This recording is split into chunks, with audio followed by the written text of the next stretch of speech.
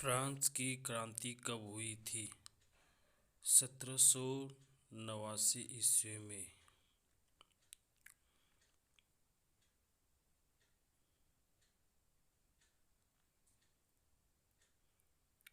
Libre क्या था?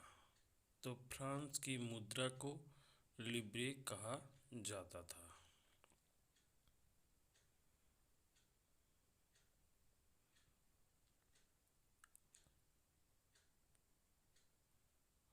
फ्रांसीसी क्रांति के समय फ्रांस पर किसका शासन था?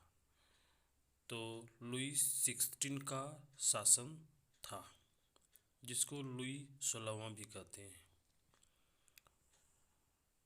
एस्टेट से क्या अभिप्राय था?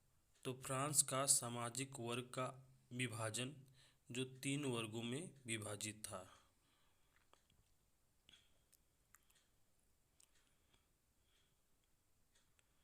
द्वितीय एस्टेट में कौन लोग शामिल थे? तो प्रथम में पादरी, द्वितीय में कुलीन और तृतीय में अन्य वर्ग। तो इसका आंसर हो जाएगा कुलीन वर्ग।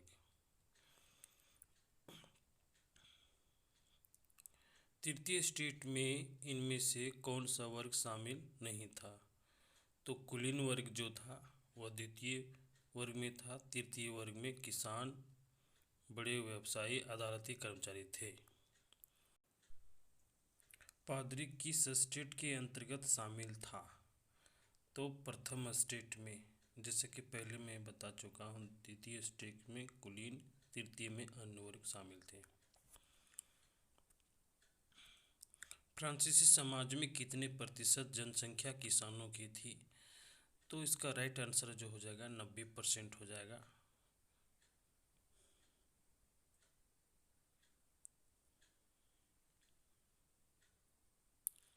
इनमें से किसी राज्य को दिया जाने वाला कर देने से छूट था? तो पादरी वर्ग को छूट था।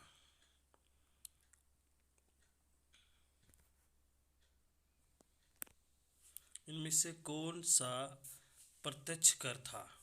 तो टाइल, जो राज्य को दिया जाता था वही प्रत्यक्ष कर था।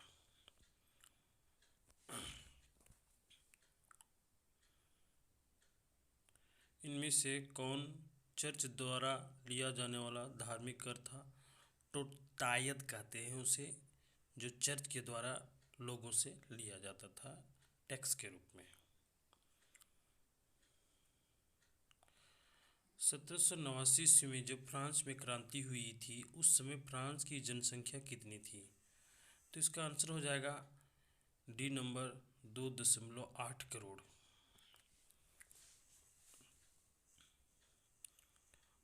टू ट्रीटाइजेज ऑफ गवर्नमेंट के रचनाकार कौन है? तो इसका हरलॉक हो जाएगा।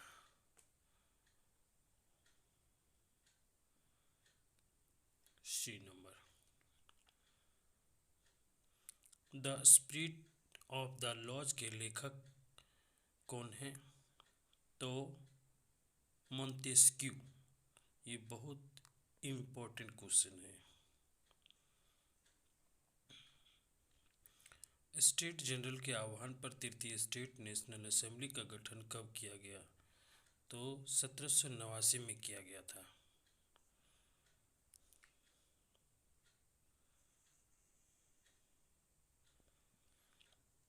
सम्राट की शक्तियों पर अंकुश लगाने और सभी मनुष्य को मूलभूत अधिकार प्राप्त करने के लिए फ्रांस में संविधान कब बना? तो 1791 में बना था।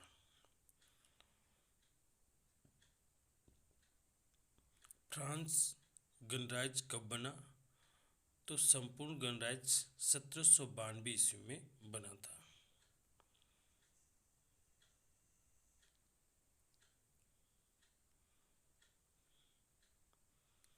नेपोलियन फ्रांस का सम्राट कब बना? तो 1804 ईस्वी में सम्राट बना फ्रांस का नेपोलियन। वाटरलू की लड़ाई कब हुई थी? तो वाटरलू की लड़ाई 1815 ईस्वी में हुई थी।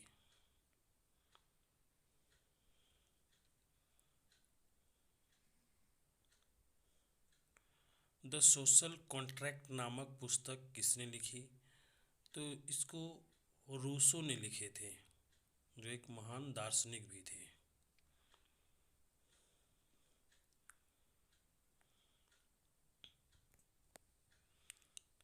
तीसरा स्टेट क्या है नाम से प्रचार पुस्तिका यानी पंपलेट किसने लिखी?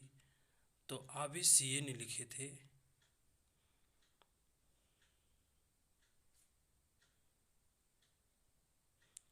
इनमें से सक्रिय नागरिक से संबंधित सही कथन का चुनाव करें।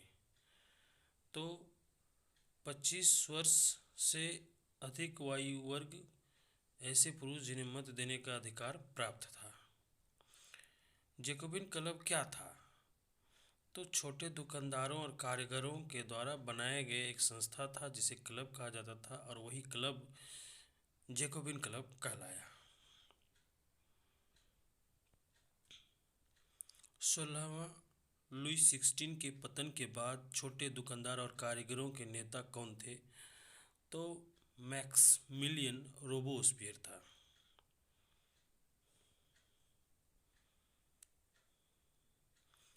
आतंक का राज किसने स्थापित किया? ये मोस्ट इम्पॉर्टेंट क्वेश्चन है।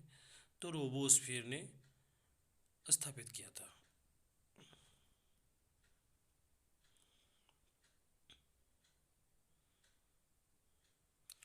गिलोटिन क्या था?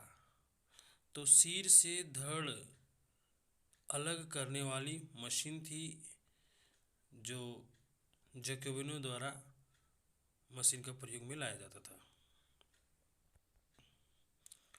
मैक्समिलियन रोबोस्फियर को गिलोटिन पर कब चढ़ाया गया था? तो बता दें 1794 ईस्वी में मैक्समिलियन रोबोस्फियर को देशद्रोह के आरोप में गिलोटिन पर चढ़ाया गया था। फ्रांस में महिलाओं को मत देने का अधिकार कब हासिल हुआ? तो 1946 ईस्वी में उन्हें मत देने का अधिकार प्राप्त हुआ था।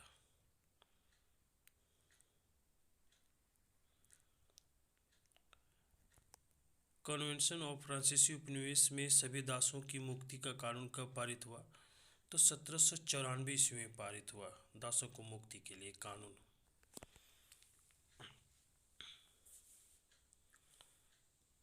किसने 1793 में कहा था पुरुष बनने की इच्छा रखने वाली महिलाएं निर्लज हैं?